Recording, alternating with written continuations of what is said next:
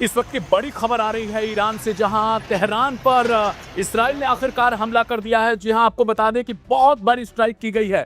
Pre-emptive strike जो है Israel की तरफ से वो कर दी गई है। बड़ी खबर आ रही है क्योंकि लगातार दोनों के बीच इस वक्त जो है वो देखा जा रहा था कि साफ तौर पर लड़ाई कभी भी छिड़ सकती है, जंग कभी भी हो सकता है।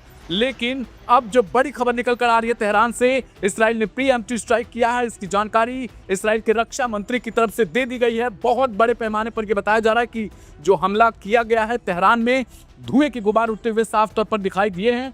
और यह कहा जा रहा है कि इसराइल कहीं न कहीं इस बात की आशंका जो है वो पहले से जताई जा रही थी कि कभी भी तेहरान पर, ईरान पर हमला हो सकता है। ईरान भी इसको लेकर तैयारी कर रहा था, लेकिन ये बड़ी खबर आ रही है सीधे तेहरान से, जहां प्रीएम्प्टिव स्ट्राइक इसराइल की तरफ से किया गया है। धुएं के गुबार साफ तौर पर दिखाई दे रहे हैं। हालांकि कितने बड़े पैमाने पर हुआ है ये अभी तक ईरान की तरफ से जानकारी नहीं दी गई है, लेकिन जो खबर निकलकर सामने आ रही है कि कई दिनों से जंग की तैयारी तेज थी। अब अमेरिका क्या एक्शन लेगा, क्योंकि साफ तौर पर इस बात की चिंता जताई जा रही थी कि जैसे ही बातचीत अमेरिका और ईरान के बीच सार्थक होगा, इसराइल हमला कर सकता है। तैयारी भी लगातार चल रही थी।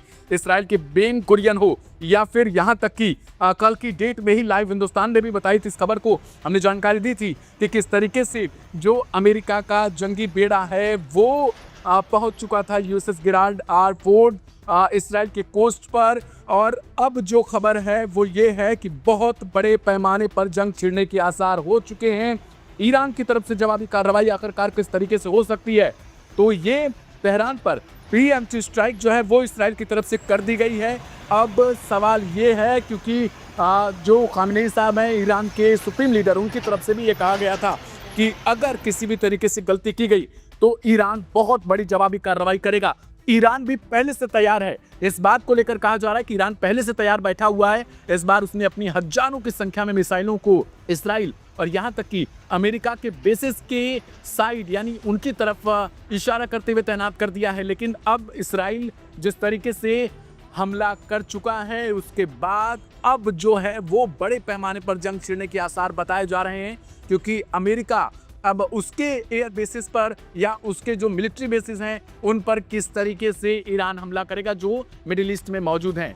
कई बार ये सुप्रीम लीडर की तरफ से भी इस बात की जानकारी दे दी गई थी, इस बार की चेतावनी दी गई थी कि किसी भी तरीके से अगर इसराइल भी हमला करता है तो उसे हम मिडिल ईस्ट के तमाम देशों में जो अमेरिका के बेसिस हैं उन पर भी अटैक करेंगे, हम उन्हें भी मानेंगे। क्योंकि अमेरिका लगातार इस बात की धमकी देता रहा है कि वो तेहरान की सत्ता बदलना चाहता है, तेहरान में रिजिम चेंज चाहता है। लेकिन अब जब इसराइल ने यह गलती की है, कहीं ना कहीं उसने हमला कर दिया है, जो प्रीएम्प्टिव स्ट्राइक है, तो क्या अब जो है वो जंग बड़े पैमाने पर हो जाएगी मिडिल ईस्ट में, जिस बात की आशंका लगातार जताई जा रही थी। लाइव हिंदुस्तान इस पर कवर लगातार कर रहा था इन खबरों को।